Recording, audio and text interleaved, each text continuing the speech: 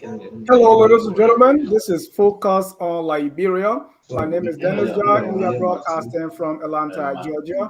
In this special edition of Focus on Liberia, we are live on Prime FM 105.5 in Monrovia. And we're going to be joining our colleagues there in Monrovia, J. Theophilus Williams, and the crew at Prime FM. And any moment from now, we're going to begin. This is a brand new collaboration focused on Liberia, partnering with 105.5 FM. Our colleagues in Monrovia, can you hear us loud and clear? Yes, I'm getting you in studio here at Prime FM because you live on the radio. Thank you. And we want to say welcome to our audience there in Monrovia and all parts of Liberia. This is focused on Liberia live on Prime FM 105.5. This is a collaboration, and so we're going to start by introducing this brand new idea. As our colleagues at Prime FM say, this is to add a new flavor in the radio programming right there in Liberia. To our friends there in Liberia, we say, hey, good evening, and how y'all doing? I'm joined here by my crew here from... I'm good here. From Focus on Liberia, and we'll be introducing, before I turn it over to our friends in Monrovia so that we can get this started.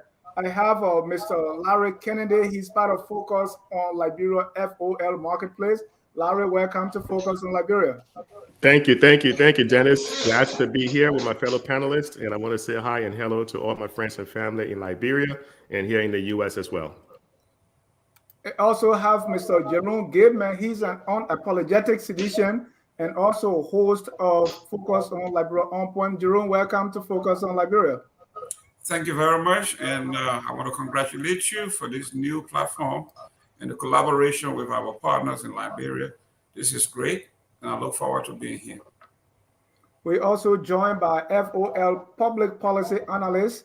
She is a panelist on Tough Talking Thursday and also the presenter on the Liberian History Channel. Call family. Call, welcome to Focus on Liberia. It's always a pleasure to be here. Thank you. Last and definitely not the least is our man, Gus Kruman, who is also joining us from the U.S. It's part of this partnership. In fact, Gus was very instrumental in linking us with Prime FM in Monrovia. Gus, welcome to the show. Gus is having some technical problems there. Let me send it over to our colleagues in Monrovia. All right, thanks, Dennis. Let me say thanks for joining us there from the USA. It's great to resume tonight with this new partnership with Prime FM and our panelists from the United States of America. It is hoped that the public are going to get the best out of us as to what are those issues that we discussed that are geared toward national development, the nation benefits as well. So thanks so much. Thank you so much. Let me send it over to Gus Kroma.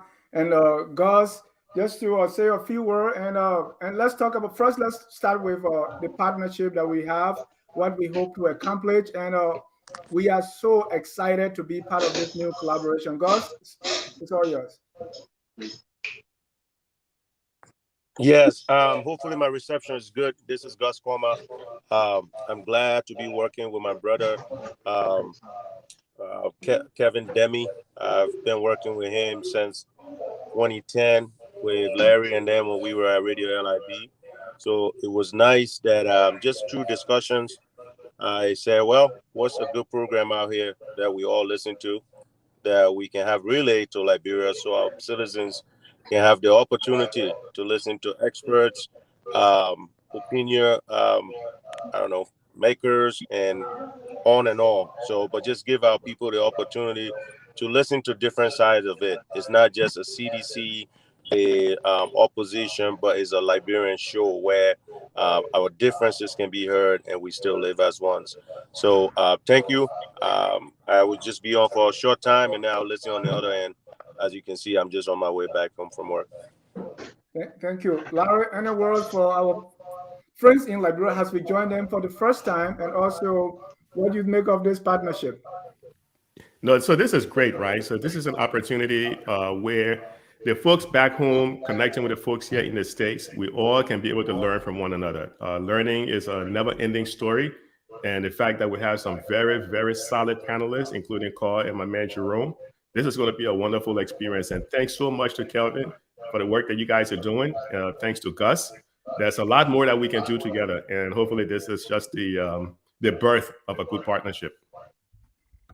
I also want to recognize our man Theophilus in Monrovia. Theo, how is it there? And Theo is part of FOL, and he's right there in studio in Monrovia. Thank you, Gus. I'm doing great. Great. Let me get the perspective of Carl Famula. She's part of us here at FOL, and Carl, we are now in Monrovia. The people in Ganta will be hearing us live on Focus on Liberia. Yeah, I hope my people in Ganta are listening. That's my home. And this is an exciting opportunity. I think that it will help us bridge the communication gap a little better too. Instead of us talking at each other on social media, we can have meaningful discussions. It brings, a human face, a human voice, I should say, to the discourse, and you get to realize who's actually sharing an opinion. Just a wonderful opportunity. I'm excited and look forward to seeing what great educational opportunities this presents. FOL is very much focused on providing information and insights from different perspectives. From the political to the apolitical. So it's an exciting opportunity.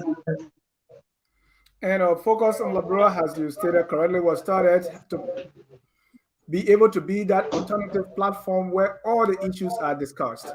So we have a wide range of issues discussed here, aiming at educating, elevating, and promoting all things Liberia. Let me bring in Mr. Jerome Gilman. He's the host of On Point right here on FOL. Jerome, your opening statement. If you can unmute, please. Thank you very much, and thanks to the management at 105.5 FM. I don't know what the range is, but I'm hoping that it will reach Buchanan. My folks in Grand Bassa County can also hear that this dialogue is not only Monrovia centered, but is geared toward all Liberians. And I'm hoping that they will call in as well to interact, because that's what this platform is all about, interaction. We don't have exclusive knowledge for everything. So no one here claims to be an expert in anything, and that what we say is gospel. If you have something that is tangible, factual, that you want to interact with, you have the right to send up. We are willing to learn as well. So thank you for the opportunity. Thank you so much.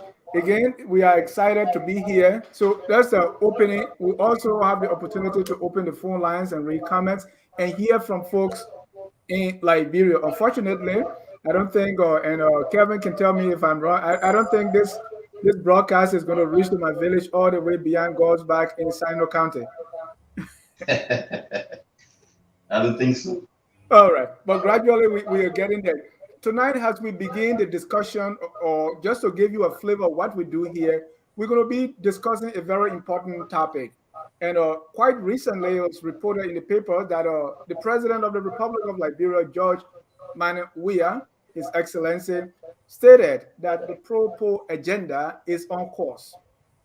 So in tonight's edition, we're going to be examining those statements. We're going to be looking at the goal of the pro-POL agenda. We're going to be examining the 4 pillars of the pro-POL agenda, that's the PAPD. And also, we're going to do a reality check and square that with what's obtaining on the ground.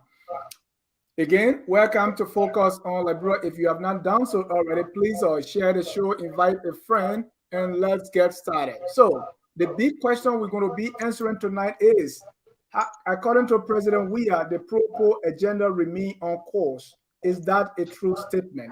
That's what we're going to be dealing with. And Kevin, feel free to jump in at any time. You and I are co-hosting this thing, so please feel free to jump in anytime and give your input. So the president, and also this was said a number of things concerning the pro-POL agenda. So I'm going to, before we bring in our panelists to talk about this is what the president said He said the Pro-Poor agenda remains the best expression of our collective ambition to achieve peace, prosperity, and national development and address the critical constraints to growth such as regional disparity, etc., etc. He also stated the aim of the Pro-Poor or the PAPD is to place Liberia on a higher trajectory of inclusive economic growth, secure peace and democracy, reduce poverty, solve infrastructural constraints in roads, electricity, ports, etc., etc., etc. So that's the president, and we're going to be looking at that. So to begin, I first want to introduce, so if you don't know already, what is the PAPD? And I will let Larry come in, but before Larry comes in, the goals of the PAPD, according to that document, and Mr. Gilman has the document, the goal number one, to build a stable, resilient, and inclusive nation, embracing our triple heritage and anchored in our identity as Africans.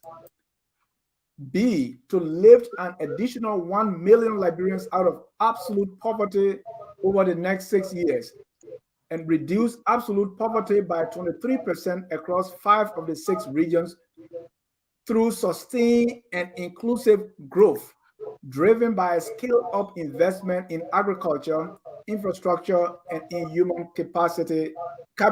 capital development. Those are the 2 goals. Larry, you look at these things very well. What do you know about the PAPD? Well, the first thing is, I think it's a misleading statement when people say pro-poor, because unless someone can come and tell me that a leader have stepped forward and said, look, my agenda would be a pro-rich agenda.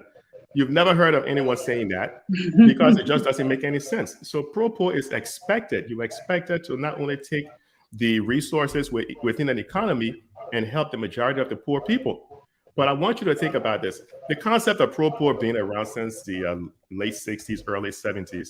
Back in 2018, I wrote a piece of paper on it when George Weah was just coming to power. Think about pro-poor in terms of 5 key things. Do you have enough money to buy enough food to sustain you on a daily basis? If you're in Liberia right now, do you have enough money to feed yourself and your family? Do you have enough money to pay for good quality health care in Liberia? Do you have enough money to send your children to school so they can get good quality education? Those are some of the key things you need to ask yourself to know whether the pro-poor agenda is working and not just because somebody is saying it. What Dennis just read, which is on page 3 of the pro-poor agenda, the PAPD, the goals of the agenda was to lift people out of poverty, right? Poverty is tied to the economy. Also on that page, it talked about the economy was expected to grow at around 7.7%. Well, when this administration came in, Ellen left the economy growing at around, say, 2.4%. In 2018, it fell to 1.4%. 2019, it fell. 2020, it fell. So they haven't met the objective of uplifting people out of poverty. In fact, the World Bank came out in 2021 and said roughly 300,000 more Liberians fell into poverty under the pro-poor agenda. So the whole pro-poor agenda thing has been a complete failure. It never met its objective. And I know the fact that they keep blaming things like Ebola, they keep blaming things like COVID. COVID hit Liberia in March of 2020. You can't blame COVID for what happened with the economy in 2018 and 2019. It just doesn't make any sense. So the pro-poor agenda, contrary to what the president has been saying, is not successful. It's a complete failure.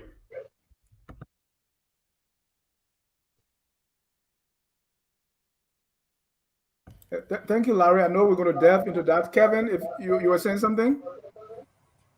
Okay, we're going to delve into that. First, let's look at the pro-poor agenda, what it is set to accomplish, and then we can come to the president's statement, whether that has been done. Carl, what's your take on the pro-poor agenda, what it is, and what was it set forth to do? So I agree with Mr. Kennedy 100%. I mean, Larry hit the nail on the head. I just want to also add that poor is not a culture, it's not an identity, it shouldn't be anyway. And I mean, what an incredible burden for people to carry to identify themselves as poor. Being impoverished, being economically disadvantaged is not an identity. It's a condition. a condition that can change. And when you have a government come into power and a group of people, because they're in an economic, despairing situation, and identify these people and label these people as poor, the human beings are poor, not the living conditions are poor, not that the sanitation conditions are poor, not that the education system is poor, not that the economy is poor, but the human beings who are complex cultural products of history, calling them, calling us, I should say, Liberian people in general, poor. I took offense to that. From the moment I ever heard that slogan, I said, who comes up with this stuff? It's not very positive. It's not very uplifting. So beyond that, the agenda seems to be talking about economic development and wealth redistribution. That's what it sounds like. But what wealth is being redistributed? You can't redistribute something that doesn't exist. So what should really be happening is we should be talking about developing an economy, developing opportunities for people, low-skilled jobs. Everyone doesn't have to be a university graduate to be able to feed their families. That is not okay. Everybody is not going to go to college. Everybody is not going to be an engineer. Even the engineers and the geologists and people in Liberia are unemployed. But even the person who cannot read and write should have an opportunity to earn a living wage and feed themselves and take care of themselves and their family members. So if you're talking about an anti-poverty or a pro-economic growth and development agenda, that would be great. But what I hear a lot is this jargon, a lot of gibberish, that isn't based in any type of economic science. People talking about things like, oh, everybody's going to get a job. How is everyone going to get a job? We're going to create these jobs. We're going to develop these things. How are we going to do so? I don't think a whole lot was thought through in depth. And that creates if I may interject a minute, right? You are saying the name pro-poor, you have a problem with that. And what they are saying is this is going to be in favor of poor people. Meaning it is targeted to lift people from poverty. You don't like that name. What's the problem with it? That's what it means. I'm just saying to label human beings as poor as if it is an identity, I think is not appropriate. It's not appropriate in public policy. It's not appropriate for government to do so. Poor is not an identity. It's not a culture. It's not a way to label human beings. Conditions can be poor. The economy can be poor. We should not be labeling human beings in that manner, especially as a government. All right. Let me go to Mr. Gibbon, who I believe love this pro-poor thing. Mr. Gibbon, the agenda for prosperity and development, or the pro-poor agenda, has a goal. What is your understanding of what the pro-poor agenda is supposed to accomplish? Thank you very much. And I agree, I concur with the president 100% that the pro-poor agenda is on course. First of all, for you to even begin to evaluate the pro-poor agenda, you should look at the timeline.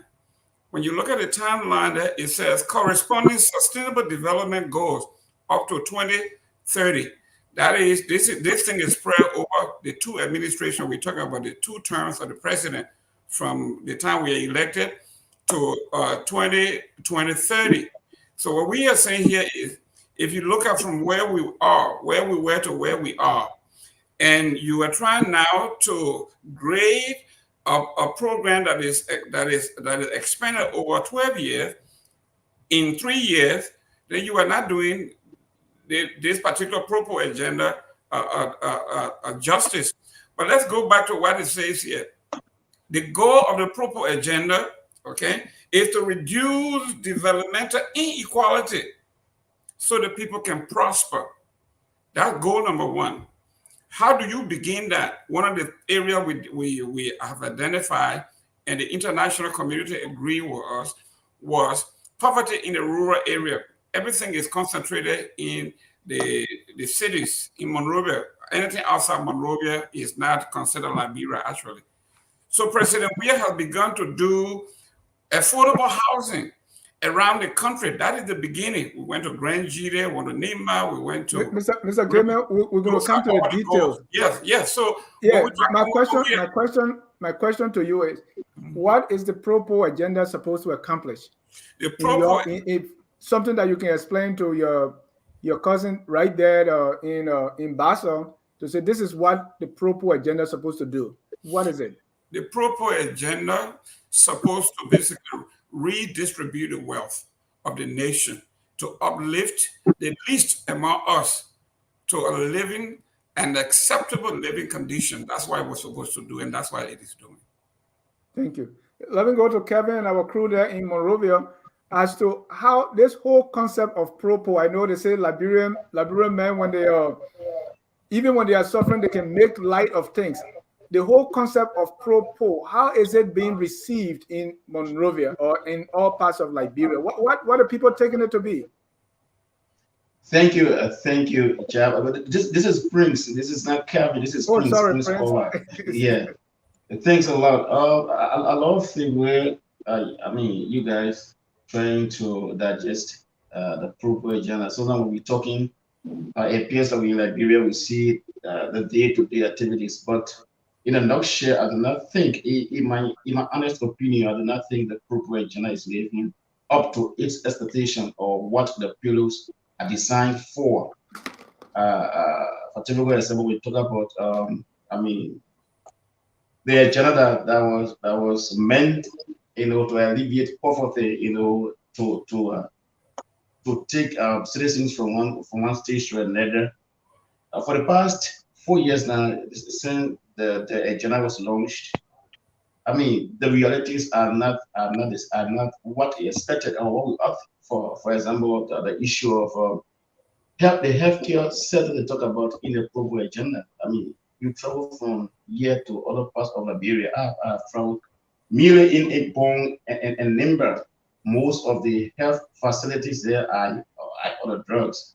The educational sector, for example, that is captured on Article 1 of the Propo agenda.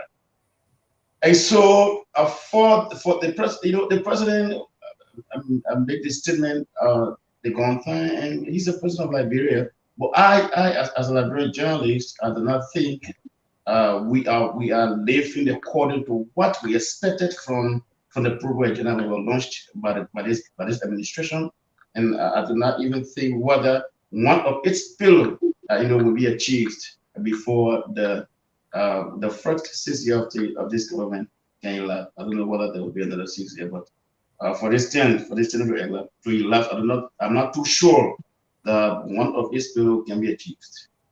Wow, and Prince started it already. So let's go into the pillars. The Propo agenda has 4 pillars. Pillar 1, power to the people, to reduce developmental inequality so the people can prosper. Pillar 2 is on the economy and jobs, economic stability and job creation through effective resource mobilization and prudent management of economic inclusion. Pillar 3, sustaining the peace, promoting a cohesive society for sustainable development. And Pillar 4, governance and transparency, an inclusive and accountable public sector for shared prosperity and sustainable development. I want us to take this thing one at a time. Let me start with Call on the first one, which is power to the people. And this is to reduce developmental inequality so the people can prosper. Call, you eat, sleep, and drink public policy. So, talk to me from that standpoint about power to the people. So this is a slogan that phrase that erupted in the 1960s during the civil rights movement, and it basically promotes the need for individuals to take control of their governments through fair and equal voting rights and access to the democratic process, which Liberia clearly has already accomplished. So they're saying that in their interpretation of that phrase or slogan, that it means that people, what exactly did we say? Can you repeat what you said? Because I think their interpretation of it is different from what the rest of the world thinks that means. Yeah, their interpretation is they're going to reduce developmental inequality so the people can prosper. Okay. So there's two kinds of power. Yeah, so economic power should come from, it's not a one issue thing, but if you have representatives that you're electing to work on your behalf, to make decisions to, even whether it be taxation or to make policies that would be attractive for people to create jobs in your district, then, the people have power. But if the people elect people who don't know that that's their responsibility, they think that their responsibility is to take money out of their pocket and buy rice and things like that. It's completely opposite what we've seen happening. What we've seen happening is not job creation. We've seen individual elected officials doing personal philanthropy with their extremely high salaries. And this is problematic. There's two things wrong with it. The first thing is it doesn't empower people. It keeps people dependent. And it is like a perpetual campaign with public funds, because now you're getting paid exorbitantly and you're using that money to go back to your district and show everyone how generous you are with their own money. And this is problematic on many levels. And it actually contradicts everything that the process of democracy stands for. People have not been empowered because we don't have the private sector job growth that would make it necessary for people not to be dependent on handouts and begging for rice and whatever trinkets these overpaid people can throw out of their pockets. So that's been a failure, and it's not only a failure with the Pro-Poor administration, it's been a failure for a very long time. But people need to understand that you can say things and it sounds really good, but you have to have a plan to back up your phrases and your slogans that you're throwing out there. And I think it's becoming very evident that this was a lot of empty talk, and there was no real thought behind the talk. Yeah, thank you. Let me go to Larry. Larry, when you say this is what I'm going to do, you set up criteria has to measure whether you are successful or not. From your reading of the Pro-Poor agenda, what are some of the metrics set up to track this and make sure that we are getting there or not? Do you know? The one thing that Liberia is lacking is good data. If you ask them how many jobs are created, nobody can tell you. They're guessing. They use guesstimate. That's the best answer they have. They don't have any true metrics. A lot of the data in Liberia that we depend on comes from the World Bank, the IMF, the United Nations, UCID, and all those other people.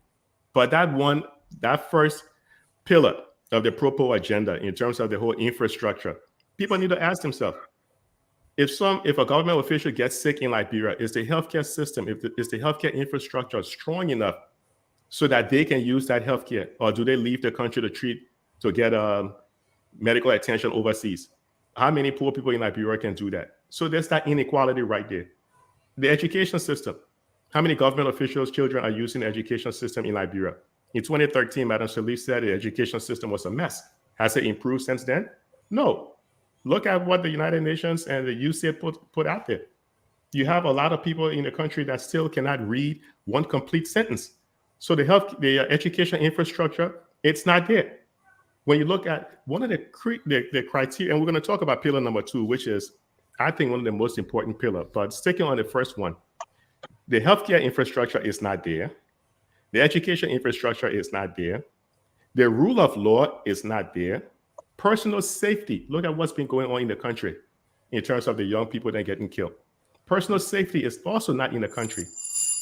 And in fact, if you were to look at what the U.S. State Department just put out in the 2021 Human Rights Report that just came out, it says it's a devastating report. It's a devastating report. So in 2018, the president stated that Liberians will not be spectators in their own economy. The infrastructure doesn't give Liberians the opportunity to not become spectators. Not only are they not spectators, they're not even in the stadium. They're staying outside the stadium, So it's kind of sad. But there's opportunity to do better. The good thing is there are opportunities to do better. Are we going to make the efforts? Is the government going to make the efforts to change and do better? You can't, using a football analogy, if you know your number 9 is not doing good, he's not scoring goals, you will replace that number 9. You'll put somebody else up there, But we can't say we can expect to win the game using the same players. It's just not going to happen. So Larry, you're telling me that our government is saying they're going to reduce developmental inequality so that people can prosper. Is there a way for the government to know whether this particular pillar has been achieved or not, or is we are somewhere? What are those things set up so that we can know if we are reducing developmental inequality? You can look at the Human Development Index. You can look at life expectancy. You can look at how many people are doing, especially because it's so not equal when it comes to women in the country. You need to look at how many people are doing well in the education side. So the way how you measure it is to look at some of the data that the United Nations collect. You look at the Human Development Index. When you see a significant rise in human development, then you can say the government is achieving it. So it was great to put out this plan because then you can hold them accountable to this plan. Like I see some people commenting over here said they won't even give the government a 2% grade. And, that's the public sentiment. So we look at some of those development indexes and measure that. We look at the report that just came out from the World Bank saying poverty in 2021 grew. The PAPD was supposed to do just the opposite, take at least 1 million people out of poverty. But what happened? Poverty grew in 2021. And over the years, it has grown from about 50.1% or 50.4% to a little over 51%, and it keeps growing. So, we look at those measurements compared to what the PAPD was meant to do. It's just not there right now. And if people know, building new hospitals, what good? Let's see. Jerome, you say that people know.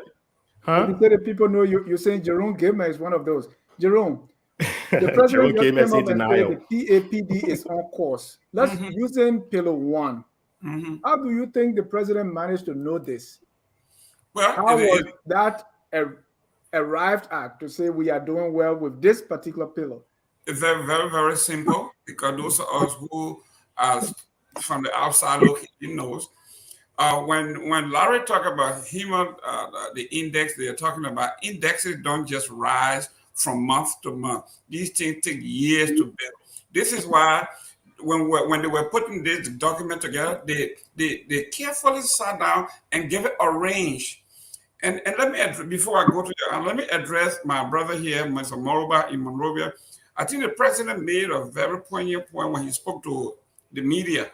He said, the media folks, your job in journalism, your job is to find facts, to dig out the facts, to do research.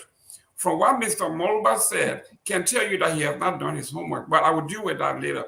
Now let's go to moving the index or the indexes. The proper agenda talks about healthcare. Yep. Yeah. Listen to this. My brother talked about if the president got sick or the cabinet ministers got sick, can it be addressed in Liberia? The president and this administration have begun to do that by building quality hospitals around the country. The president, the first thing he did was recruited the 25 best doctors in Liberia, send them abroad to specialize. For the first time, Liberians are now going to be specialized in certain areas. Those are areas that down the line will develop what we are talking about. When we're talking about housing around the country, the president has built public housing. We got 5 counties now that have seen major development, and it's going to be carried over all 15 counties: Grand Jita, Nima, Grand Cru, Bong, Riverside. You saw all of those. He also talked about roads construction. You see roads going to Lofa, Grand Jita, Sacré-Pied, Maryland. We're dealing with the road to the southeast.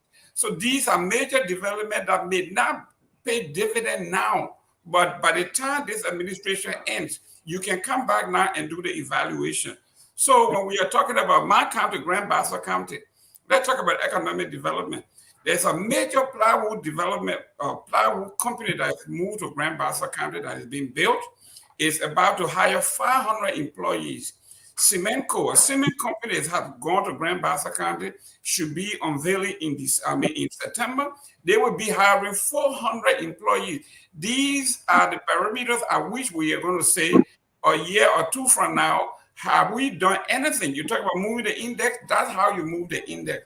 For these corporations to come in and hire a huge amount of folks, to take people from Monrovia to go to Bassa and work, that's how you develop the index. So we are dealing with the healthcare, we're dealing with roads, we're dealing with the education system. When the president said education should be basically free to everybody, all public. Mr. Gilman, those are major developments. Thank you, but here is my question. Maybe you forgot. I'm saying the president said this thing is on course. What can you show me that the president is relying on to tell me that power to the people is on course?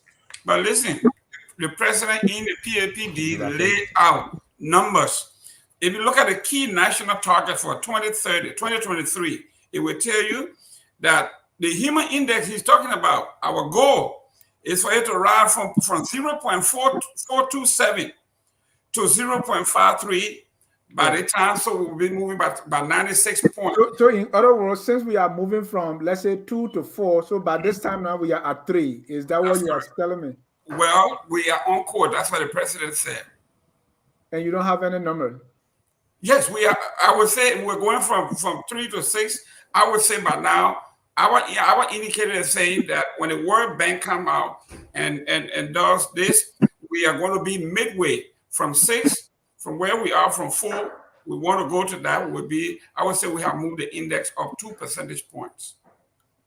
Dennis, can I ask my brother a question? So I know we're supposed to go to call, but can I ask my brother a question? And Dennis, you be the judge of this one. Yeah. So Dennis and Mr. Gaiman, if you have the PAPD in front of you, I think maybe on page 3 or page 4, it talked about the expected growth, economic growth. The expected economic growth. So now this is based on what Mr. Gaiman is saying, right? He's saying, let's measure it, a few years from now. They put in the PAPD by 2020, the expected growth in the economy was going to be 7.7%. Is that correct? Okay, you can check in your PAPD. It said around 7.7%. What happened in 2020? So Dennis is asking, how can we measure whether the government is meeting its objectives? Well, when you are economists, when you are measuring, when you are setting these barometers, it can contrast, it can expand. We know that we lost 2 years of our. Go ahead. So, but then listen to what you're saying now, because it's like, hey man, and I'm very good at listening. You're saying these numbers can contrast, they can change. So with that being said, you want us to wait because they put some sustainable development goal for 2030, but you want us to wait 30 years to see whether it's going to work. No. We measure it year over year. 2030 is not 30 years. We talk about 12-year span. But we measure how well an economy or the government or an individual is doing year over year over year. They put in the PAPD that they were going to hit a growth of 7.7%. What happened? It was negative 1%. 3 years running, it's been going downhill. 3 years running. So you can't, and go back to what Dennis was asking. When you look at the measurement, the president is making statements that cannot be validated. Where is the data to support it? There's none. Because you look at the IMF, you look at the World Bank, you look at the central bank. The central bank just published the 2021 annual report. Take a look at it. Mr. Kennedy, let's be fair here. Because yesterday, the president called all of our major investors, our major stakeholders, and our cabinet and say, we want you to tell us where is the PAPD at this point. And from the World Bank, it says here, and I'm reading from what exactly was presented yesterday. Liberia economy is projected to expand by an average of 4.9% in 2022-23. The growth will be driven mainly by the mining sector and external demand. That's what was presented to us yesterday. Thank you, Mr. Gilman. Yes. I know what was presented, right? Here is one thing.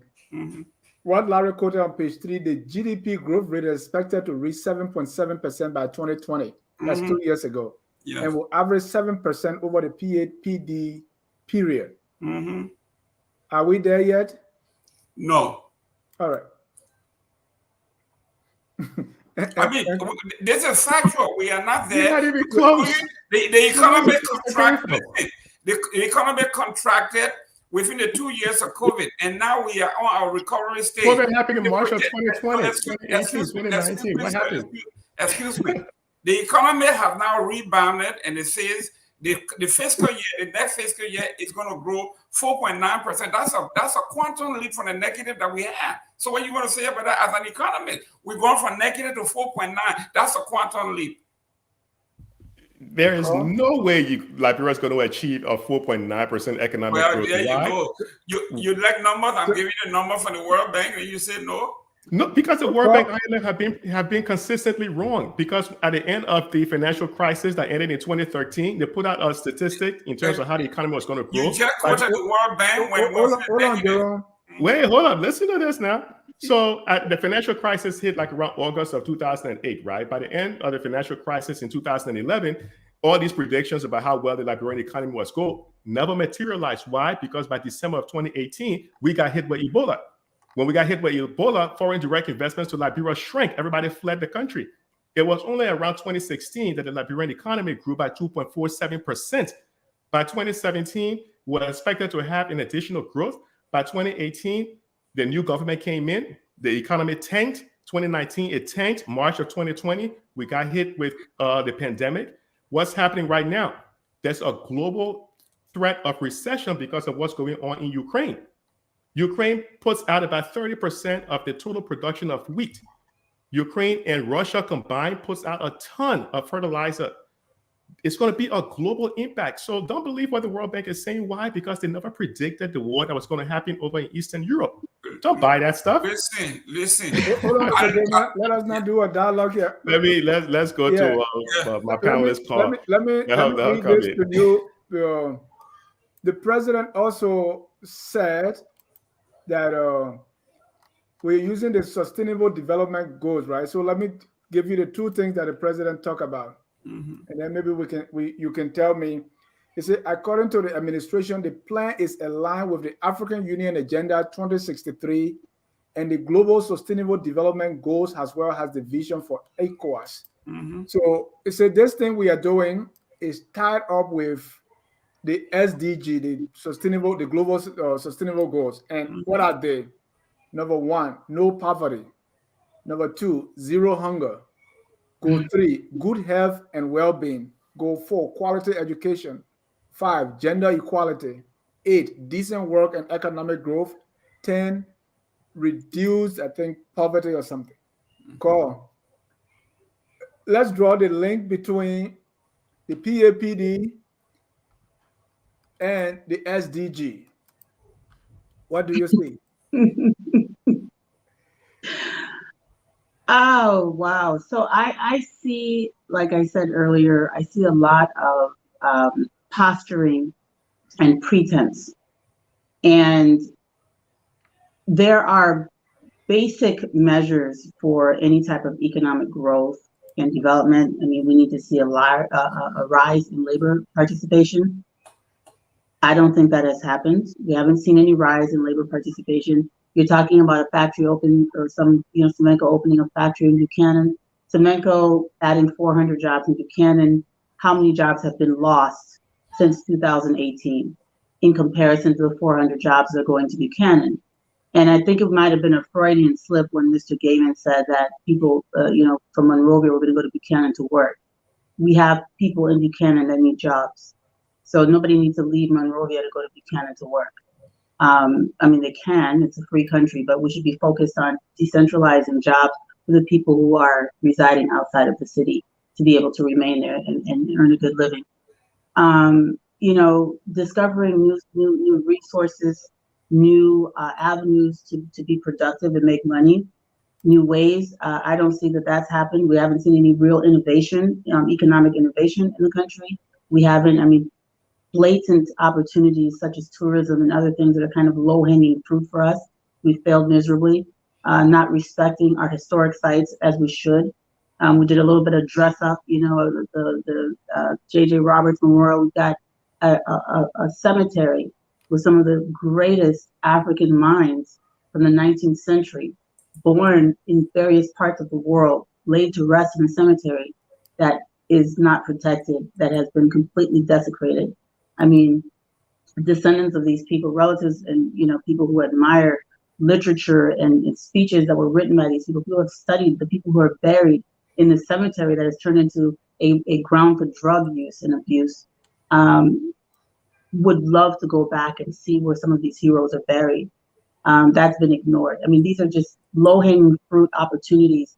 Tourism helps build other aspects of the economy because you're bringing new money in, and people can sell their crafts and cater, provide services. So that would also, tourism would help. The labor increase, that has not happened. The increase in labor specialization. We're building all of these schools that are just buildings without, real attention being put into actual education. So, there's no new technology. It just goes on and on. I'm not going to bore you with that, but we don't have an increase in trade. We have a decrease in trade. We also, one of the biggest challenges that I see with us reaching any of these goals is the lack of sincere effort to address some of these challenges. We don't have clean drinking water for more, according to the World Bank, for more than 85% of the population. These are emergency situation type issues. You cannot attract investors, even Liberian investors that may be living abroad, to put their resources into a country that doesn't pay attention to things like water and sanitation and power. So I think that the gap is just basically people thinking that they can just speak things into being and they don't have to actually work. Yeah, and Cole, maybe you didn't. Let me tell you what the president said, and you can come in. Okay. This is how he knows, because I was asking the question, how does he know? He said over the last 3 years, his government has made tremendous efforts to meet the expectation of the Liberian people through massive investment in road infrastructure, the expansion of electricity network in both rural and urban areas, and investment in health and education. He's not talking outcome now. He's talking what he did, but the impact is not. So like I said, it's just jargon. You can say these things, and maybe these are the reports he's being given by the people he's empowered to do the work. There's always that aspect of it too, right? Hold on, Mr. Gilman. Hold on, let call Finney. I want to go to Monrovia. I want to go to Prince and Theo. So, I don't know if he's being misinformed by the people he's empowered to execute these things, but I will give the president the benefit of the doubt. I think what's happening is that he may think that these things are happening. For example, look at how much money was pumped into the Ministry of Health. He's correct. But what was done with those resources? There's a report that came out this week, very damning. The money was squandered on things like travel. And so he may be absolutely correct because he was there. He probably signed off on it. But they didn't do what they were supposed to do with the resources that were pumped into the health sector. And how do you measure? Let me go to Prince and Theo, because someone said the effect. Okay, you are saying we on course, but you are not telling us the investment. What was the impact, or what did we realize as a result of the investment? He said over the last 3 years, the efforts as we have met the expectation of the people. And meeting the expectation of the people, he said, through massive investment in road infrastructure, the expansion of electricity. He's not telling me that, the road, the Ganta Hapo Highway is complete as a result. He's telling me I have put money in this area. So, Prince, if you can hear me, what is the outcome of the investment that the president is talking about? All right. We have our folks in Monrovia are having trouble hearing us. No, I'm getting you. Okay. He said we have invested in this, we have invested in that, we put money in this area. As a result of the investment he did, what is the president saying about the outcome of those things that he invested in? What are the results? Well, thanks. I think that you asked what are the results. Yeah. Ma- the results could be, or the results are maybe those things are visible. Some of the things he invested in are visible, but looking at the PAPD holistically, that you started with the first pillar. Yeah. Um, whether they are impactful, that's the question. Whether they are impactful, whether that's the need, whether it addresses what is pointed within the document. Yeah. That would be the question. And so, like Jerome was trying to put at me, but the PLPD, the document is a public document. I mean, everybody has the opportunity to read it and understand it.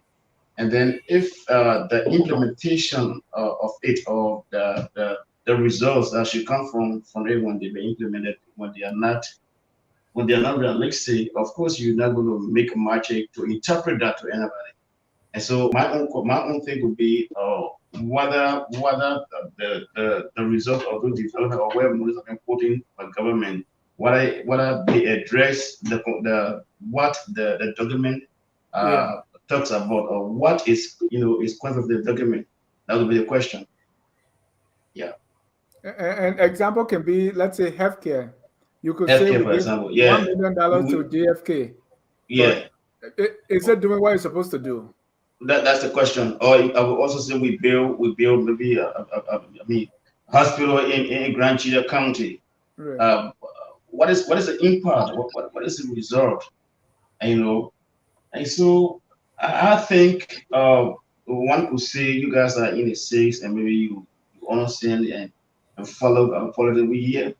But most of the things it could be said by you. We are in it. We feel it. I mean, we feel the pinch every day. It's not like we're trying to be, not as jealous as we ought to be, but justified, and no one can justify easily. The president is saying categorically that we have met the expectation of the Liberian people. You are on the radio. What are the people saying? Well, I think that the message from the public is not too fine for the government. There are lots of outcry. There are lots of dissatisfaction. There are lots of. I mean, we put a telephone line. Few minutes from now, you will hear some Liberians' view. And so, if the statement by the leader, by the head of state, that we on course, the PAPD is achieving, as nothing that commensurate with what we hear in the public. For example, recently we had serious problem with rest shortages on the market, and Liberians you could see them in queue going to rest dealers, and they couldn't get it. And then if you send the reporters in the field, Liberians will cry. Mhm. The president said we're not going to be spectators in our economy, but we are even more than spectators. We are not being on the field. And those are statements you get from the public. And so the results, the realities on the ground are actually different from what might be penned down, honestly. Mr. John. Thank you. No, I'm coming to you, Yeah, Jerome. please. Yes. Yeah, coming to you. And let me add pillar two, right? And you can use Yeah. one stone to kill two birds. Pillar two is the economy and jobs. And Prince talk about the rice shortage. Pillar two say economic stability and job creation through effective resource mobilization and prudent management of economic inclusion. I know Lara will talk about, I mean, we know the number of jobs that should be created. And so my question again to you is, what is the president relying on when he say we are on course based on pillar two? Mr. John, let me chime in real quick. Let me talk. Let me. I live in Florida. I'm in a state where tourism is king.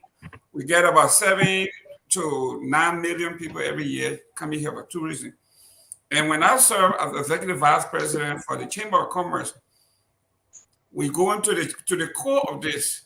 The first question when I go recruit corporations to come to St. Lucie County, the first question they ask me is utility. Do you have public utility to accommodate us? They talk about roads, they talk about power. Then the second major thing they talk about is education. Do you have the workforce development and the school to develop workforces? These are the criteria that you would need to develop tourism. So if the president said that I am going to begin my administration by, because with our road, you cannot get to the Green Lake, you can't get to Harper, you can't get, you need roads. In fact, when you talk about economic development and agriculture, how do you bring your food from the farm? Like for us in Grand Bassa County, we are very wealthy in seafood, aquaculture. But we don't have enough food, like rice and stuff that you grow in Lofa. How do we get food from Lofa to Bassa and then from Bassa to Lofa within 24 hours? It depends on road. This is what the president is doing. Now we are saying, what is the impact? It's not something that you can develop overnight and say, I build roads today, I build hospital today. You see the impact. So it's a different measuring stick. Hold on. If you build the road from Ganta to Harper, you say you're not going to see the impact? But you can see the impact. If the road takes 2 years to, let's say, take 24 months to complete, you will not have an immediate impact on that road for folks to say, I traveled from Ganta to Harper. So you have to wait until it is completed. Now, the young man here talked about it. What's happened to the radio? Let's talk about Pillar 2. No, I'm coming. Let me, because I got to respond to what he said. He said when you talk to when the people call in, you will see. But what he failed to tell it is his caller, his audience. So, for instance, if you were to call KOK, okay, let's say you go to KOK or you go to Abraham Weah, the big popular ones in Monrovia, their callers, since they are pro-government, their caller will be pro-government. If you have a radio station 105.5 where maybe they lean anti-government, their callers will be anti-government. So this is what the president was saying. You are the one that the public rely on. Now let's talk about the right scarcity. It is a false narrative, and it was made clear. The president and the people went on the ground. We found out that people that were trying to acquire rights did not even have licenses, and they were holding their rights. So they made sure that was taken care of. If this journalist was fair enough, he would have captured that within his statement, but he didn't. So I know we're still buying rights. Almost $20 in Liberia. That's not true. All right. Absolutely, that's not true. The law is nobody can buy right more than $14 in Liberia across the country, period. And you know that's what you're saying, not factual. Okay. For 30 seconds, Mr. Gaiman, pillar number 2. You're trying to run away from this pillar. Economy and jobs. Economic stability and job creation through effective resource mobilization and prudent management of economic inclusion. Where are we with this one? Well, the president said we are on course. Yes. What you got to understand the word on course. On course doesn't mean that you have accomplished or that you have acquired. For instance, I'll give you an example. No, let me give you an example. If you're on course, it means if you're supposed to make 10 or to get 10 cup of rice in 5 days, at least on the second day you should get 2. On the third day you should get at least 4 or 5, right? Then you're on course. Yeah, same thing. If I was the job number. Listen, if I was supposed to go to Buchanan, my hometown, and I started from Monrovia, and I started from the Capitol Hill, and I'm in Singer or I'm in Boys Town, I'm on course to go to Buchanan. That's how it is. But let's talk about the job. I think Cole can build me out on this one. When we during the early administration, we were trying to measure the unemployment employment rate, and they came and said that I think the unemployment rate was like 2% or something. And everybody said, "Oh, that's not true. It cannot be because we say 80% of the people in Liberia are unemployed." But they have a different measuring stick as to how they employ they measure those within the economy. Okay, because we got people who are in the informal economy, and we know who they are. So they have a special way of measuring that. For me to say, to use the American standard to say we got 5 million people that were employed by Metal Steel, Buchanan Renewable Energy, It is impossible to capture that. That is easy because you know what these people capture. But what's about those, the mom and pop that are selling the pepper, the beta ball, so they have a different metrics how to capture that. So what I'm saying here is, at some point, we will be able to measure based on corporations coming to Liberia. And Mr. Kennedy talks about gaps. One of the things that we talk about, and we knew that there are gaps in all of these areas, and Liberians that are supposed to create jobs in the private sector know that these gaps exist. Why aren't we fixing these gaps and we rely on the government as though we are a socialist state? Thank you. Laura, I think you know the numbers of the number of jobs that the PAPD is supposed to create. So on course, talk to me about Pillar 2. They are so far off course. In fact, it's gotten worse. But let's put it in perspective, right? Because first of all, they don't have a true way to measure how many jobs are being created. There's no true way in Liberia you can measure how many jobs are being created. They never developed that database. It's not there. By treating the Yana boys, the woman in the market who's selling her beta boy and stuff as being fully employed, that is is misleading. It's definitely misleading. You can say, okay, they're business people, but you can't call them as being fully employed in the normal sense of being employed. The PAPD is not on course. They're not even close to be on course in terms of the economy. If you're in Liberia and you don't have money to go and buy food to feed your family, 3 square meals, it's because of the poor economy.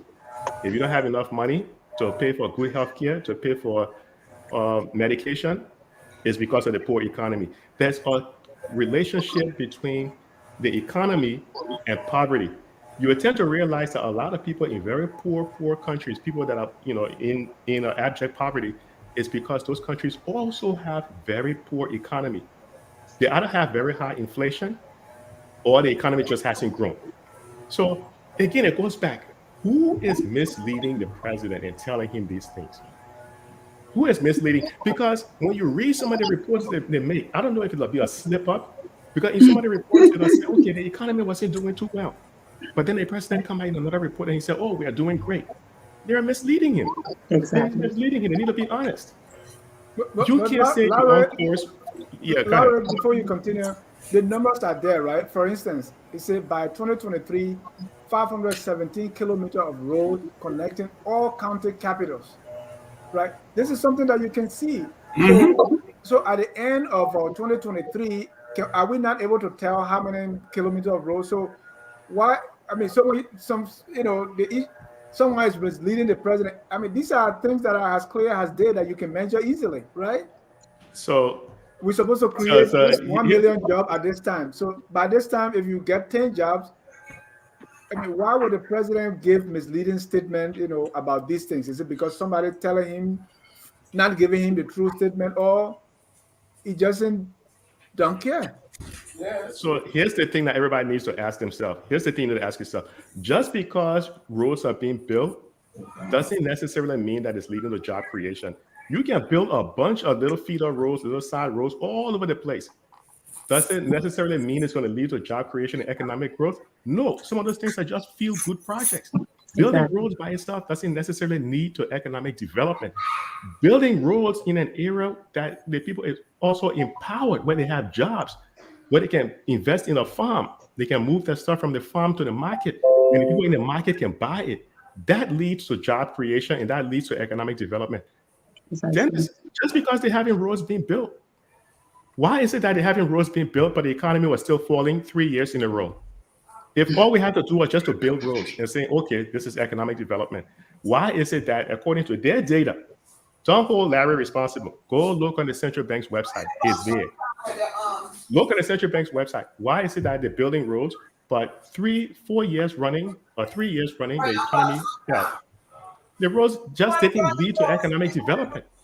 The roads by itself didn't lead to good health care. It didn't lead to more jobs being created, because some of the companies that were winning those contracts, they may be from Ghana, they may be from Nigeria. So when you look at things like remittances, you can see some of the money fleeing Liberia. So it goes back again to what Prince was saying. We weren't even in the stadium. We respected us in our own economy because Nigerians are not winning some of those contracts. So I hope it makes sense that just because roads are being built, it there's no return on that investment. It makes sense. And And thanks for Dennis, if I joining us, may Gus. comment real quick. Yes. Yeah, Dennis, Gus, if I before may you come come in, in. let me add something there before you come in. Yeah. Because there are numbers in there are national targets in the PAPD. By 2023, increase agriculture and fisheries contribution from 26% to 35% of real GDP. Reduction in post-harvest loss by 50%. 75% of farmers accessing extension services and the level of productivity. I mean, these are numbers that are in there. Is anybody looking at these numbers? Gus, your turn. No, and that's the problem. Honestly, first of all, I just want to say, Mr. Gaiman, this is probably one of the most unbiased station you will have, because the people that run this station are very much close to everybody in power, because they were all in opposition at one point. So I just wanted to make that clear. And the people on the ground, I truly believe, I don't really question the people on the ground because they're on the ground. I talk to people every day. I talk to even Sekou. I've talked to him, Mr. Kalasco. You know, these issues that we're having, we have to all agree on one simple fact. We don't know how to implement. Okay, everything is perfect. It's beautiful. You look at fishery. Fishery is actually one of the gains they've had. You know, with Emma Glasgow. Emma's done pretty well. But the thing is, to what extent? Okay, you were talking about roles. Okay, what would be the most important roles if you were asking me? Again, people in Maserado would be like, well, yeah, my role to my girlfriend place was the most important. But if you talk about economic gains, you know, dividends and all those things, it would have been the coastal highway. It would have been, let's finish the the road to Lofa County, which all they had to do was pay what, like $1 million, I think it was. The CDC had to pay $1 million of their share. I mean, for a while, it was stalled there. So imagine if this was done by now, and people are able to get to Lofa, my brother would be able to get his rice in Buchanan, you know, as he stated earlier. So that's how you're able to actually, this is how the people are going to feel it. By the way, I support this government, but what I don't agree with is implementation of things. Nothing is working. Okay.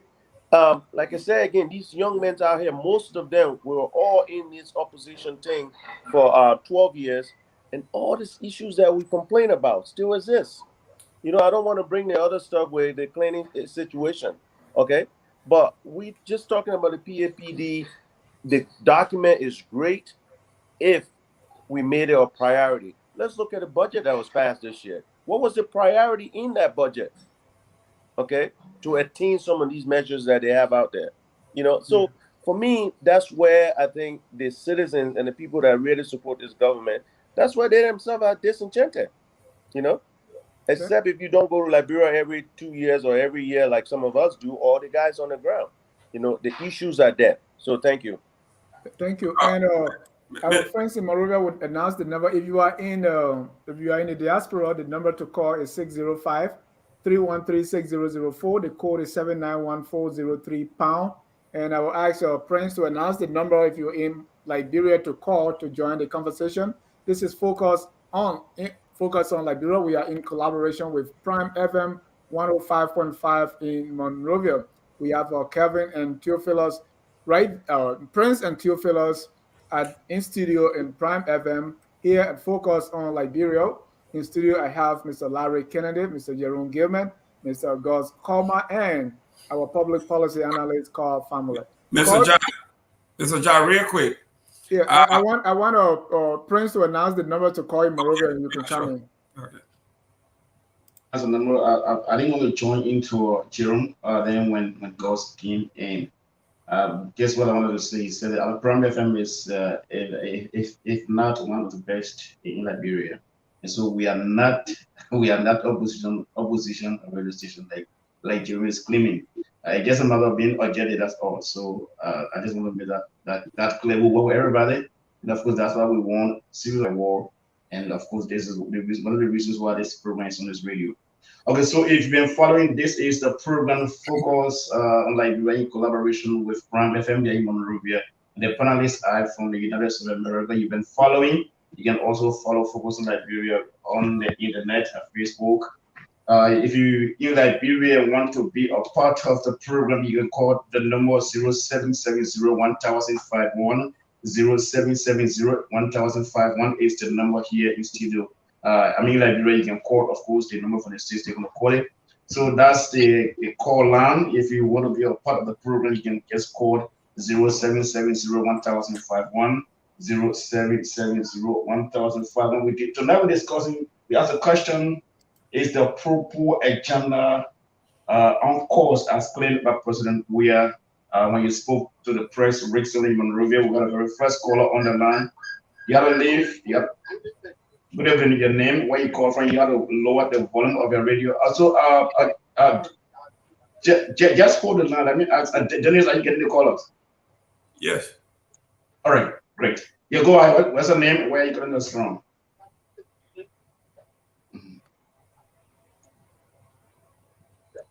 Go ahead, Miller.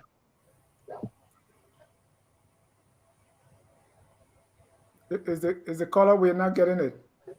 We can't get the callers. We can't hear the callers. So, Miller, yeah, just hold the line. Let's try to get you through. They're not getting you. Are you getting the caller now? Hello. Have them say something. Yes, we are. Yeah, I'm asking them, are you getting them now, Dennis? I'm not. I can hear you, Cloud. No, the caller, not him, not Prince, but the caller. Oh. Let the caller talk. Let's hear. Go ahead. A little bit.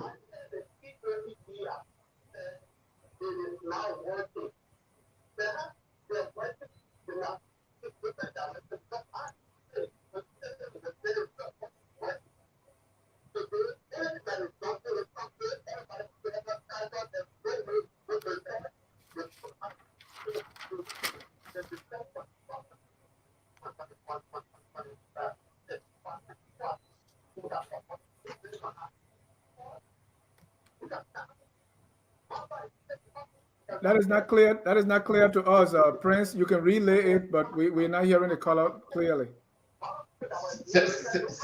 Thank you so much. We'll take more calls here on the show. So, are you getting the callers now? No. No. Not at all. So let's try to adjust. So you can continue with the panel discussion. We can adjust it. All right. Let me take one call here from. Yeah. Let's take one call here. We have Aliyu Kamara on the call. Aliyu, hello and welcome. Comments or question. Aliyu Kamara, go ahead. You are live. All right. We're not getting Aliyu there. Let's go to pillow number 3. You did? I was trying to respond, and you told me to hold on. So, yes, hold on. Sustaining the peace, promoting a cohesive society for sustainable development. Sustaining the peace, promoting a cohesive society for sustainable development. And then let me add pillar 4, governance and transparency, an inclusive and accountable public sector for shared prosperity and sustainable development. Sustaining the peace, Carl. This is how they explain it: promoting a cohesive society for sustainable development. And we have a lot of callers on the side. Well, chime in on this one, Carl, and we'll go to our callers. So, sustaining the peace, I think we have done a terrible job of, of doing so. Part of the process of sustaining peace is not only about law enforcement, which I think is underfunded, undertrained, the lack of resources to enforce laws, but also public awareness and public education is part of the peace, sustainability process. You have to teach peace. It's not something that just happens naturally. You have people still walking around angry.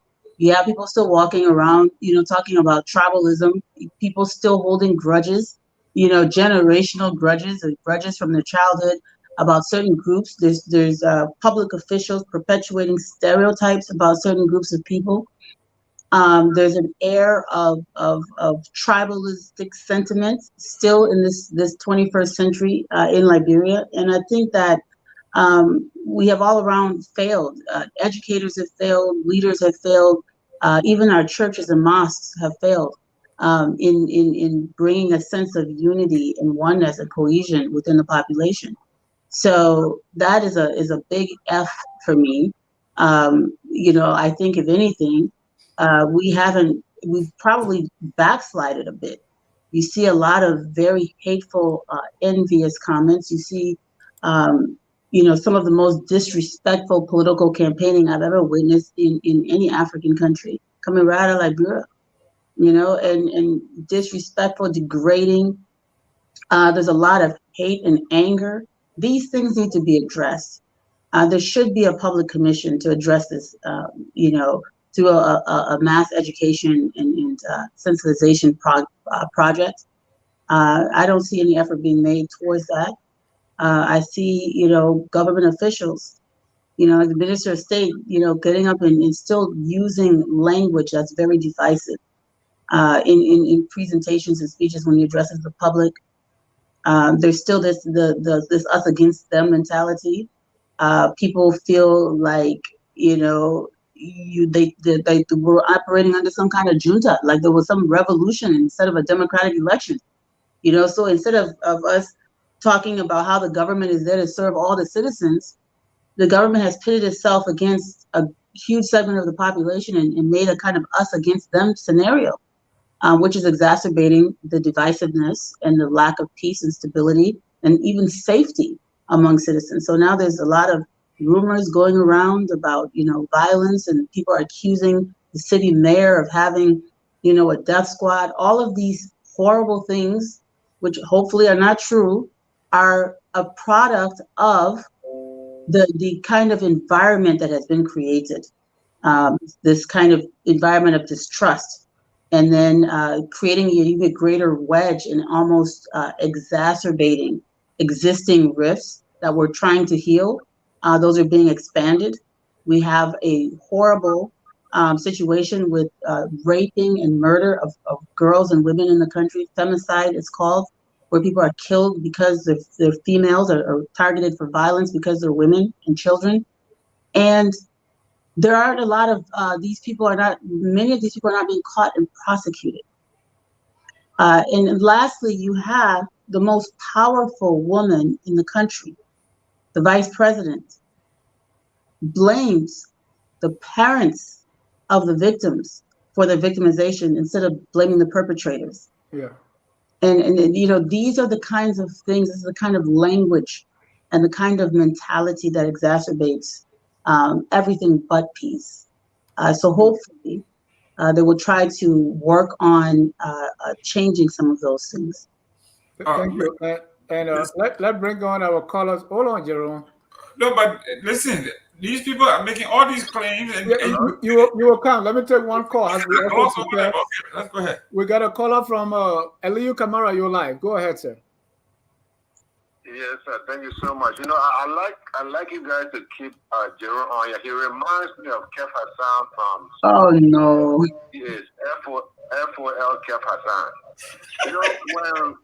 When women like go went to school and pick something challenging to do in school, they get their organized government, they get organized NGOs, anything. Larry over there went into financing when he had to do some real serious study, serious research. Where are you going with this? We don't do social work. You see that? You want to take the easy way out. You see the way the guy actually conversation just going all over the place. Alio, no time. Listen, no, people do serious courses. You go do social work. I can Google social work and learn it. Yeah, man. That's not true. let me just say this to you. Okay, for government to say over there and be acting like something working in Liberia, I feel insulted. I was just there a few weeks ago. I feel insulted. Let me tell you, the road from the double bridge going to Douala, the man failed to face that road. You know what he did? You know what John Weah did? They can go to cement and collect cement and sand. They miss it. They put in the power hole.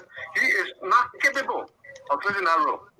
So even when you're driving on the road from Freeport all the way to the Nova Creek, you come up to the Shaka River all one spot. I just Memorial there. I mean, I hate to be sophisticated. Let me talk in a way that where Gimo can already understand. You understand? He's talking about road in Grand Bassa County. The road that leads to Buchanan is the same road that Ellen Jones already put there. Say Ellen put that road from Monrovia to Buchanan. It is the same road. Nothing has changed. Nothing has added onto it. I want to be on the barfish. So for you to be acting like the same something is happening. Forget about the thing they put in paper, they write it. Anybody can write it. I can say that and write. Or to implement what they are write, a different story. Thank you, Ali. You understand what I'm saying? So given will not be making more other like people. The only thing I level in is the FOL Kevin. Thank you so much. Thank you. Do we have a caller there in Monrovia? Number so we can try the line once more. So if you in Liberia, you following the show on Prime 105.5 FM, you can call 0770-1051, 0770-1051, so you can join our panelists from the US. As we discussed, the topic is the pro-poor agenda on course, as claimed by President Weah. Call us on 0770-1051, 0770-1051. We had a caller on the line. Good evening. Good evening. Okay, so are you getting the caller now? Yes. Yeah. Is it perfect? It's not perfect, but it's okay. All right, go ahead. Your name, where you call us from? Go ahead, Chief. What do you have to say? Nothing is working here. Nothing, absolutely nothing is working here. When everybody feel that things are working, they're doing in the wrong people. Nothing is working here. PhD, whatsoever. Zero. But we're just waiting for 2022 to get past everybody now. Seriously. Thank you. Thank you. You got a question for him?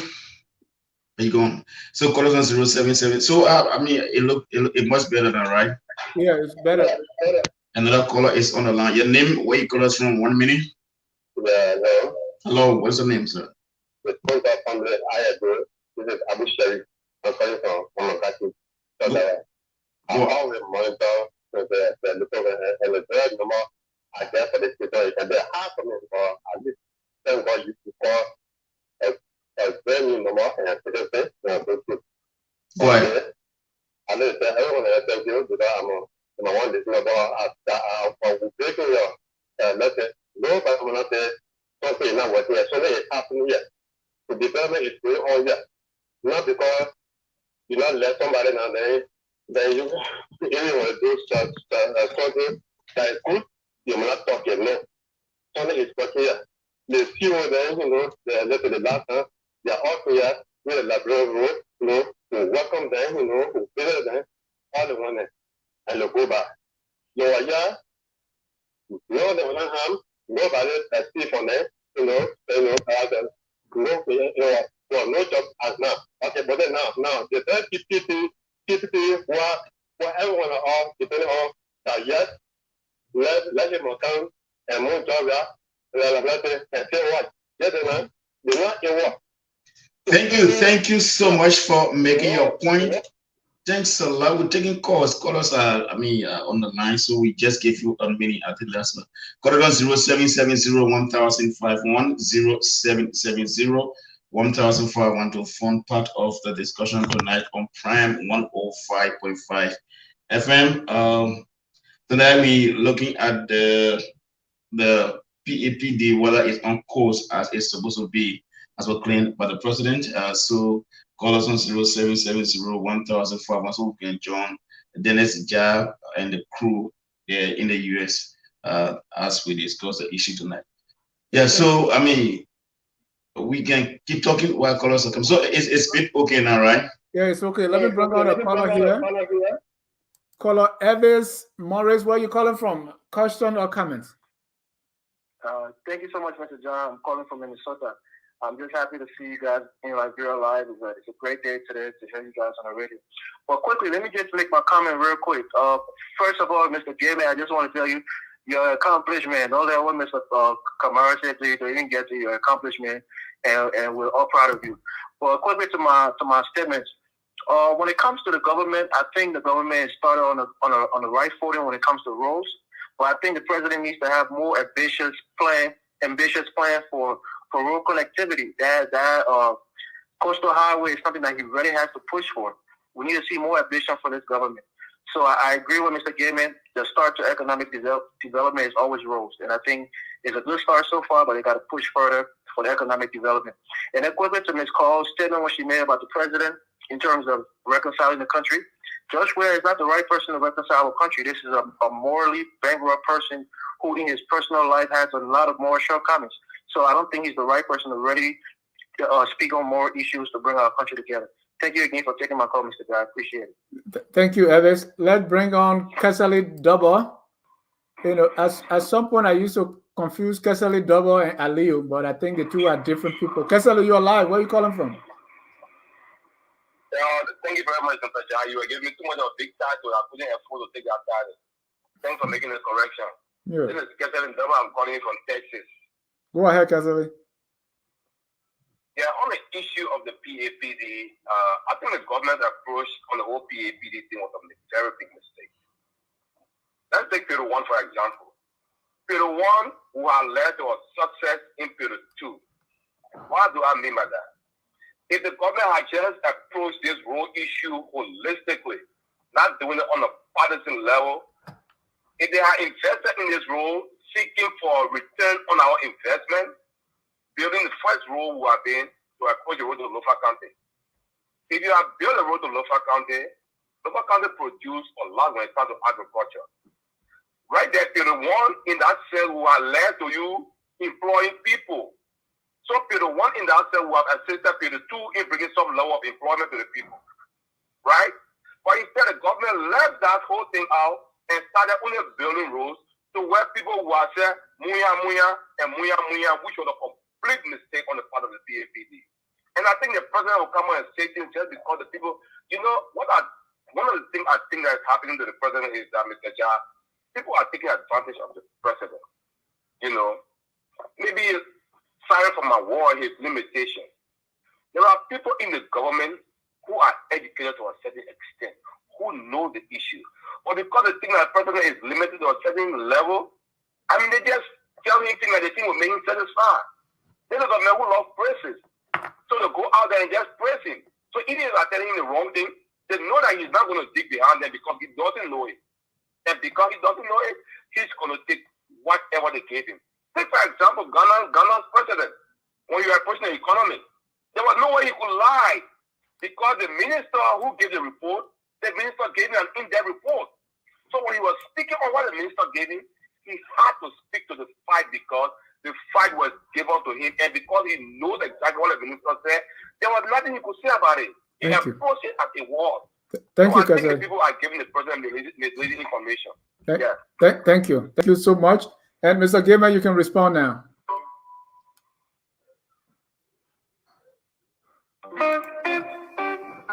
Mr. Gaiman, you're muted. Please unmute yourself and respond to the callers. Thank you. First, let me address Gus. Gus, this is why we have problem in Liberia, and the president made it clear. Gus is a media person, and he says there's nothing working in the country. Gus, that's Gus' word, quote unquote. He said there is nothing working in the country.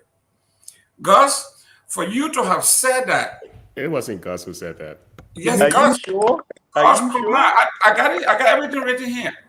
Okay, if Gus Kroman said that, then I'll find it very. Coleman, not Kroman. Coleman. Coleman, excuse me. I find it very, very impossible to find Gus as an objective individual that we want to talk on this issue. I go to Liberia twice a year. I'm going in May, and then I'm taking my family in December. Because we talk about that the peace sustainability is a failure. Well, and then she enumerated how she would have done it and how she defined peace. But we are saying the peace that we define, it is built upon what Ellen Johnson Sirleaf did. And we give her kudos for that. When the United Nations peace people left, one of the pillars was, could we maintain the peace in the country? Can you go from Lofa to Basel, from Basel to Nimba, from Nimba to Kepamas? And the answer is yes. We are doing that to a movement in the nation peacefully. Jerome Gayman went from Nima, part of Grand Nigeria, went back to Monrovia, and then Bassa. Had no issue. The same thing we are talking about. So when these folks come and say there's nothing have worked, nothing is working. And one of the reasons that the media is part of the corporate here, my brother here, the issue here is the pro-poor agenda on course? And then Mr. Mulba said to the audience, is the pro-poor on course as it's supposed to be? You see, these are the spin when you put into it, then you change the dynamics of the subject matter. The president never said as it's supposed to be, he said it is on course. So let's do this. Now let me talk to Aliu. Aliu, I have a master's degree in sociology, social research. My concentration is inequality and social stratification. It is not social work. And there's nothing wrong with social workers. They are great folks. My master's is in sociology research. My concentration is inequality and social stratification.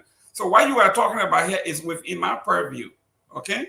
So let's go to the rule from LOFA. Somebody said we should have done the LOFA rule. Listen, look at it. Look at Kowe is here. Look at the Liberia's budget, 550 million. I just checked with my engineer here. A road, and it's in Liberia, a 1 mile of road is $1.1 million. The road to Lofa is almost 100 and something kilometers. We talk about $100 million to complete the road to Lofa. So yes, yeah, you go ahead, Gus, go ahead. First of all, the road was already paid for. All the government had to do was pay $1 million towards it a year, correct? That's a fact. Gus, no, don't go there. Our partners, Cole is here. Hold on, you want him to inject, so let him finish. Yeah. So are you telling us today, the road that is being constructed in the Lofa County Road today, what is the government responsibility on that road? Wasn't that road already funded for? Because the president even stated that in his State of Nation. No. The road, the ground was broken, and they have partial funding for the road. The road has not been fully funded. If you listen to the you change your tune now to fully funded. funded. I didn't say fully funded. I said you said the road was paid for. If it was paid for, I mean it was fully funded. I just told you the government portion is $1 million, $1.2 million, or whatever it is. No, but the rest of it was funded. No, you're not giving me. All right, I got a research or there is reason that maybe we don't need to do road. Maybe we can do railroads. Maybe that's easier, right? Well, listen, railroad is one of the most important facets of the road connectivity in this country. So yes, it makes sense. These are major undertakings. And I think Mr. Kennedy is here when we talk about 500 million. Listen, man, 500 million for a nation, 5.3 million people that is lacking in every index, 500 million, my brother, is nothing, especially when the recurring expenditure, Mr. Kennedy will agree with me, is the worst crime that have been ever committed in Liberia, the recurring expenditure. And some of them are codified. I mean, they made them into law. For instance, the $200,000 that these lawmakers are making, it is enshrined in our law. So no president can come and say, I'm going to cut your pay. You can only make suggestions. It's not going to happen. So thank you. When you talk about 80% of our total expenditure, 60 to 80% is on recurring expenditure. You talk about 20% of our budget of 500 million would be like maybe 260 million to build road, pay for education, pay for healthcare. It's impossible. We have to redo, like we are telling the president, forget about the election. Then why did we put it in the PAPD? So grow the budget. Why was that a priority? I mean, did you not do your research before you made that a priority? It's the pillar one. I mean, you would think that's something you take into consideration before you even make it a priority. This is why the president spread it out over 12 years. So you cannot evaluate. You cannot do the evaluation now in the 4th year. This is why you keep missing. Thank you, Mr. So that means he's basically taking a chance that it will never be accomplished because 12 years is not guaranteed. He was only guaranteed 6 years. That's it. Listen to this. Listen to Thank this. you. Even Gentlemen, if you want to let do me the get our. evaluation, do my evaluation after my 6-year term. Thank you. No, Let me you hear get from Prince. evaluated year Prince, over do year, we have not after anyone on the 6 line, years. Prince? So let me announce the number again: 0770-1051, 0770-1051 is the number you can call if you're in Liberia to form part of the discussion tonight on Prime 105.5 FM with Focus on Liberia. Then we have our panelists from the United States of America. And of course, they will answer your questions, your statements, of course, and your own concern on the show. So call us on 0770-1051, 0770-1051 is the number to call and to be part of the program tonight here on Prime 105.5 FM. Thank you. Pillow 4 is We got caller on the line. Good evening, your name, where you call us from? Hello, what is your name, where you call us from? Weah, calling from Weah. Your name? Weah calling. Go ahead, Mr. Colley. Make your point. They're listening. Yeah, this depends on what you're talking. You don't have an taking for people to Douala. The place is mess up. That's the real mess up. From people to Douala. From Douala to Douala. To what do you call it? Timor Bridge. The whole place poor. The whole place when you look at the place where you're looking at, the cow is shaking you up. All the social quarter, TV quarter.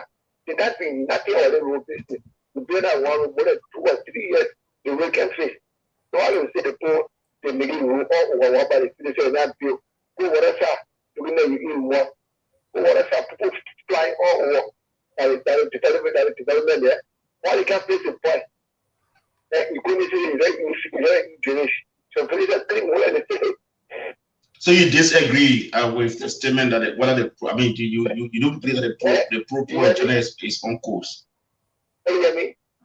I'm asking a question. I say you disagree with the statement from the president that the pro-poor agenda is on course.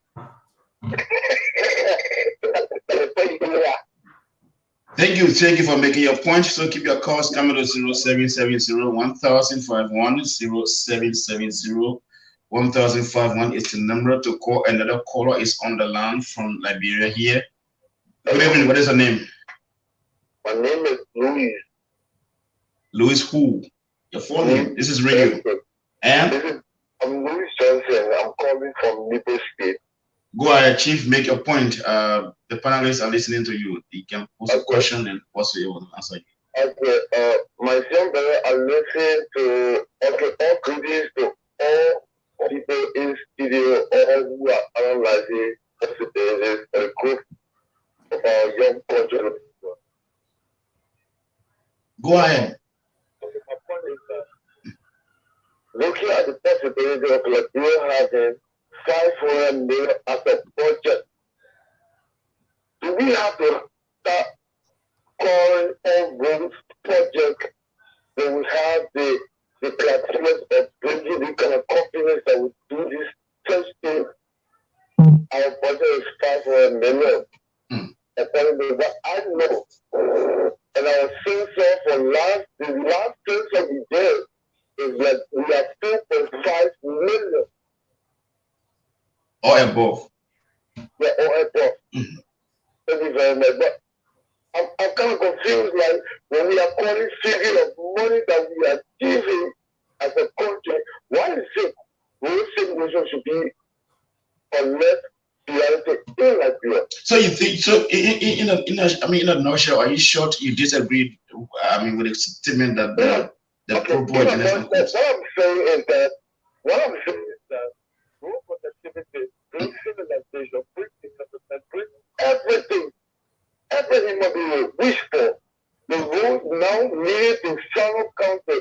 If we can hardly pay attention to look at this, there will be cities connected.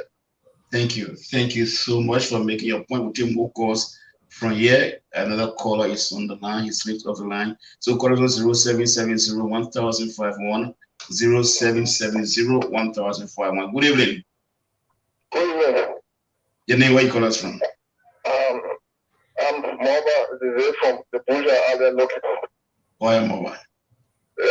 Let me thank you, the panelists in studio. Not to go too much because I just listened to some color. In a country, I get show the statement made by the president of the PAPD. For me, from my perspective, I look at it. It's just a flaw. And I think this statement made by the president is just a political statement. It's just a campaign statement. Trying, he came to power and shut down the whole PAPD program, and then let the mini march down there when he want to focus on the PAPD, which of course is not it's not just possible. Thank you. Like you see the looking down where people they keep on. Thank you so much. We can stop it. I don't know. So, Dennis, we have like 5 minutes to 11 o'clock in Liberia. So I don't know whether we just stop there and be right. So we're gonna stop there and wind down here. Yeah. So we're not going to take any more. We're not going to take any more calls. Yeah, I mean, this is just the first day. Call us. Don't. Yeah. Tomorrow we're going to start in time and so on. So yeah, back to our guys in the sticks. So from Page Africa, I'm going to share this in our group. On May 6, 2021, the acting Minister of Public Works was told the Senate that the Liberian government could not pay a share of the road project, which was $1.3 million for us to continue that project, that Lofa County road project. So, my brother, you want to go look at it, go look at it. But I'll be honest with you. I have the same figure here. I got a figure for public work, $15.5 million was our share. And you said the $1.5 million you're talking about was at that time, at that portion, what was supposed to be paid. But we're talking about the entire road network. Mr. Gilman, we have 5 minutes to close, so let's use the last pillar to close the broadcast, which in Monrovia, which is the governance and transparency, and inclusive and accountable public sector for shared prosperity and sustainable development. So talking about governance, talking about transparency. Transparency, I think about asset declaration. I think about the budget. I think about the open budget initiative we had before. I'm thinking about budget performance report. I think about LACC and the General Auditing Commission, all these things when it comes to transparency and governance. Larry, what's your take on this last pillar? Yeah, I'll just take 60 seconds and be real quick on two things. On the on pillar number 3, or on number 3 with sustaining the peace, I think a lot of credit goes to the Liberian people for being very, very patient. Because when you look at the 3 main ingredients at the end of the Civil War, there was a survey done that talked about what were some of the key ingredients that led to the uprising. It was greed and corruption, it was inequality, and it was poverty. And we see a lot of those things still exist. So right now, 20% of the credit will go to the government, but 80% go to the Liberian people for sustaining the peace in the country. In terms of governance, the government has been very poor in terms of governance. This is the key reason why the American ambassador McCarthy came out and he made the statements in terms of corruption within the government. Take a look at the 2021 Human Rights Report. It spelled out some of the issues that the country is experiencing. Take a look at the issues raised by when Prince Johnson was sanctioned. Take a look at the report that the State Department put out. Where else have you seen Secretary of State of the United States when Mike Pompeo came out and sanctioned someone at the foreign ministry for the whole passport fraud? The government hasn't been very good in terms of the governance space, but they still, and this is why they have been failing the Millennium Challenge, the MCC, the Millennium Challenge Compact, because they haven't been very good in that whole governance space as well. So yeah, but I want to just to wrap up, I want to say thanks to my fellow panelists, and thanks to Theo and Prince in the studio, and to Gus and everyone else, Carl, Dennis, Jerome. Thanks to you guys. So that's my wrap up right there. Thank you. Gus, let's look at the last pillar, governance and transparency, Yeah. and you can conclude. Yeah, that's one of the biggest problems actually I have issues with. You look at the MPA corruption saga. Whatever happened of that? You look at criminal investigation. I mean, even the princess girl that we know is now being a murder, possible murder case or whatever they may label it as. They haven't even talked to the parents. I mean, the citizens of another citizen died and is suspicious, and you're not even able to go. Part of investigation means you have to go even talk to them. Maybe you can ascertain more information from them. Nothing. The NEC boss. I mean, we saw the procurement saga there. What came of that? Nobody gets fired. Nobody. Not. I mean, what is transparency really? If we can look into these things and say this is what's happening. The budget. You look at everything that they say they want to do. What is in the budget that really tells us this is going to be allocated for such and such and at this time and at this point? So again, thank you guys in Liberia. I hope they enjoy the show. I know I've watched this program for a while, and I think you guys are gonna do a great job. I probably won't be on here frequently. I just come on every now and then. So thank you for the opportunity, and it was nice meeting all of you guys. Thank you, Mr. Gaiman. I'd like to address Mr. Gus again because most of the things he said really off point. We talk about when he said nothing happened in Liberia. I think that's what the president was talking about. Somebody from Liberia to call and say nothing happening here. So it's well, those are people who have made up their mind. There's an opposition. They will say the same thing. It's like a talking point. But for the man to say there's nothing happened, let's look at this. The free tuition to all universities in Liberia, the 14 military hospital, all YF fees from parents in Liberia that were poor, they are not allowed to pay YF fee anymore. We offer digital access to the university. Sorry, I hate to interrupt, but you did not put that in the budget of this year. I just wanted to remind you, transparency is not in the budget. We got 60 seconds. You had your 60 seconds. You talk. Nobody interrupted you. Okay. We had the digital access. Number 5, we signed the Atom Freedom Act that decriminalized everything we do here. During the past administration, you couldn't criticize, you couldn't curse the president, you couldn't do that. They will sue you for defamation. So Jerome was expecting the president to quote this thing when he said the But listen to this, the president had no short time. Okay, the first lady built the AFL Women's Institution. You saw that. Okay. The first lady also building the City of Hope. We sent 25 doctors to abroad to be specialized. The 50 NTA bosses that were brought, you saw all this. The civil service salary that was being current increased both teachers and nurses' pay. The RIA extension, the feeder road pavement. I mean, the River G, you look at it, South Sacramento, Gambier, they are too many to name. The 257 million challenge, you're saying we failed it, but we passed the corruption one. You saw that. The wage reform. We had the wage reform. I mean, it's 2 minutes. The renovation of public school, 231 new schools being built. Now you're talking about education has not been impacted. Okay. The construction, the 200 housing unit across the country, every time I've been needing for you to sit there and say there's nothing happening in the country. You are disingenuous, and then you twist it on. You then 105.5 twist it and say what he says here.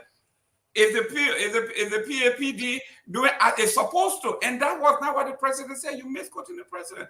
So what I'm saying here, I go to Liberia twice a week, twice a year. The president said the PAPD is on course. Based on what we have done, based on what he's doing, and based on the projection, the PAPD is right on course. Is it perfect? No. Is it complete? No. But 2026, you will be able to see the whole thing. The president is on course. He's definitely right. Thank you. Carl? I think everything that needs to be said has been said. I only want to encourage the decision makers, the people in power, to come up with some creative short-term measures, low cost, high impact short-term measures to alleviate some of the suffering. We have a lot of land that is government land, public land that is not being utilized. Land and labor equals economic growth. We have idle hands and idle land. Try to do some community agricultural projects, try to do some food production, community food production projects that people can participate in and be able to eat without paying for the food because they've helped to garden. That kind of thing occurs all over the world. Even here in the United States, as developed as it is, there's a lot of cooperative gardens where people can just go and they get a plot, they grow some food, it's protected. They can go and harvest and have something to feed their children without a whole lot of effort, without having money. So there's a lot of creative things that can be done. Jamaica's great. The country of Jamaica is great at community gardens. The president has a great connection with his brother-in-law and the UNIA people. Start to get creative. We don't have to always rely on donor funds. Use your mind and the resources that are available. Come up with some short-term solutions. Encourage people to get out of this rut of dependency. And even if it doesn't have a major impact, at least people will be doing something. That helps to inspire and uplift everyone around you. And everyone who's listening, it does not have to be the government. It can be your own community organizations. The nice thing, the reason I'm mentioning it to the government is because the government controls a lot of idle land right in Montserrat that can be utilized. Thank you. And Jerome, did you say 231 public schools being built? Yes. Yes. Where? Across the country. You saw the report last time from it's a list when they gave the list of all the schools and including those that were renovated. You saw Lanka Lepe, you saw all these schools that have been renovated. Not built but renovated. Okay, thank Yes. you. I got it. Let me go to Prince to close here. Prince in Monrovia. And again, thank you so much. This is the beginning of a collaboration. So let me say thanks. Yeah, let me say thanks to you guys there in the US. Thanks for the collabo. I mean, it's going to be great. Today is the first day. So it's more like an orientation. So tomorrow we're going to be at 9 o'clock to 11 o'clock p.m. So I just want to say thanks to the guys to do the. I'm not adding any flavor to the president's statement, but we journalists sometimes we coin the word so it sounds better in the ears of the listeners. So it's not like I'm saying something contrary to what the president says. So let me say thanks to everyone that you. Let me say thanks to God, who of course have been the engineer behind this collabo. And it is my hope that, like I said from the onset of the show, that it's going to be a great one. That the key or everybody's focus here is Liberia. So that like, as a country, our home can be better. That you in the States, you will not be happy to always hear negative news about your country, outcry about your country, and so on. So it's great. Let me say thanks to everyone of you. It's time to leave, and of course, so that we can find our way to our homes. Our city. So now get me very dark. Thanks a lot. Thank you so much. Thank you very much. And again, as we are to answer the question, is the pro-poor agenda on course, as the president stated? From what we're hearing tonight, no, it's not.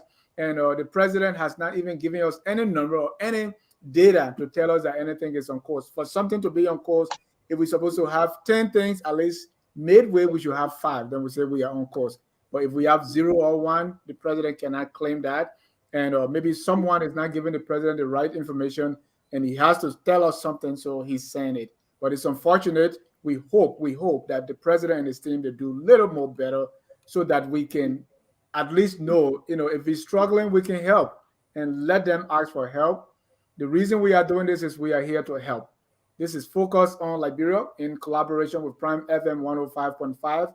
We never close a broadcast without playing the song that says we are all Liberians.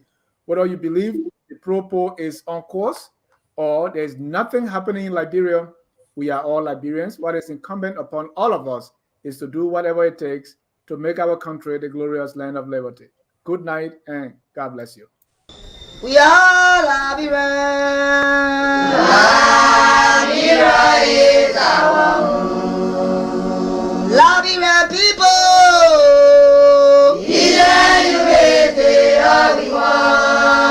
Liberia, oh.